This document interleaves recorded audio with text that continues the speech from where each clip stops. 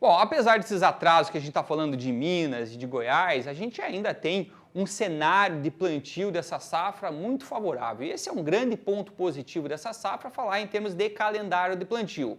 Outro ponto muito importante diz respeito também à tecnologia. Sem dúvida alguma, o que foi colocado no campo esse ano foi uma tecnologia bastante elevada, seja em relação à adubação e seja em relação também à genética. Então a gente tem um teto produtivo que a gente pode dizer que é mais alto aí do que a gente teve na safra passada, com certeza, em função do calendário de plantio, mas também em função de tecnologia. Agora, isso foi só o início da safra, a gente tem todo o desenvolvimento dela e aí começam os problemas. A gente teve a safra de soja muito marcada por uma condição irregular no sul do Brasil, então quando a gente olhava na soja, tanto o sul do MS, Paraná, Rio Grande do Sul e Santa Catarina acabaram sofrendo bastante, né, com uma condição climática diversa, muito seco. E o que a gente começa a ver agora na safra de milho é um cenário um pouco diferente. O sul com uma condição um pouco melhor, inclui aí o sul do Mato Grosso do Sul, uma condição boa, a mesma coisa para o Paraná. E a gente começa a ver o Centro-Oeste, tanto o Mato Grosso quanto Goiás e Minas, com uma condição um pouco mais difícil. E se a gente voltar no tempo aqui e olhar os mapas de precipitação, a gente vai ver que quando era no dia lá 15 de março, a gente já começava a ver um início de irregularidade, principalmente aqui no estado de Minas Gerais. As demais regiões ainda tinham um tempo, ainda condição bastante favorável de umidade, lavouras vinham se desenvolvendo bem. Era o início da safra, um número muito pequeno de lavouras pendoando nesse momento, mas já começava a abrir um alerta. Quando a gente avança aqui, pensando para o dia 30 de março, você vê que essa condição irregular de chuvas, ela já saiu de Minas e começa a afetar também aqui um pouco do leste de Goiás, até umas regiões do sudoeste a gente já começava a ver alguns problemas. Isso é o que marcava muito esse momento, é a irregularidade climática. Um lugar chovia, outro não chovia e você acabava tendo situações bem distintas.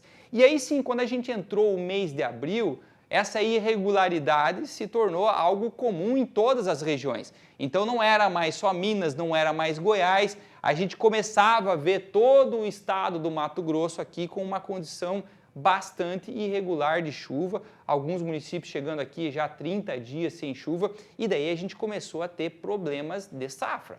A partir desse momento começou a ficar claro para nós que a gente já teria algumas perdas de produtividade, porque nós tínhamos praticamente Mato Grosso e Goiás com mais de 50% das nossas lavouras já pendoadas. E assim se estendeu ao longo do mês de abril, a gente fechou o mês de abril com uma condição muito seca, isso acabou se generalizando para toda a região central do Brasil. Você vê que ainda Paraná e Mato Grosso do Sul tinham uma condição boa, mas quando a gente falava do Mato Grosso, Goiás e Minas, de fato a gente já tinha regiões com 30, 40 dias sem chuva e perdas já bastante consolidadas. Mesmo agora, quando a gente olha para o mês de maio, trazendo os dados aqui do dia 16, e apesar de a gente ter visto a ocorrência de algumas chuvas esparsas, a condição ainda é bastante seca, bastante irregular, com exceção talvez a gente coloca aqui para Mato Grosso do Sul e do Paraná, que receberam mais chuvas e tem uma condição mais favorável. E aí agora o que começa a preocupar não são mais nem só a questão de falta de chuva, porque quando a gente olha para as previsões, nós temos boas previsões para as próximas semanas de chuva, mas nós temos também previsões de frio.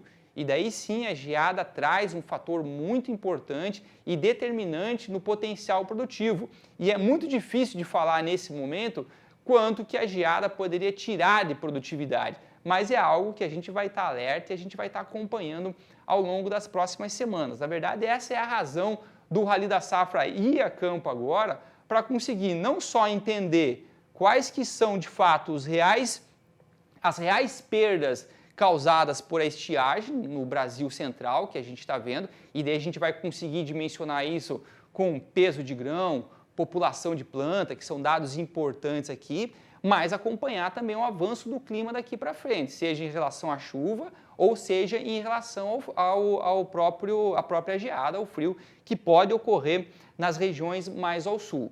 Outro ponto importante que nossas equipes vão estar atentas assim que a gente começa a ver a evolução do plantio, diz respeito também à cigarrinha do milho, que é generalizado. Todas as regiões que a gente tem conversado com produtores e tem estado nessas regiões, a gente vê a presença da cigarrinha e sabe que ela está causando dano. O controle já fugiu um pouco do controle e a gente sabe que ela traz dano, principalmente quando a gente começa a ver tombamento, e isso vai estar muito claro no momento de colheita.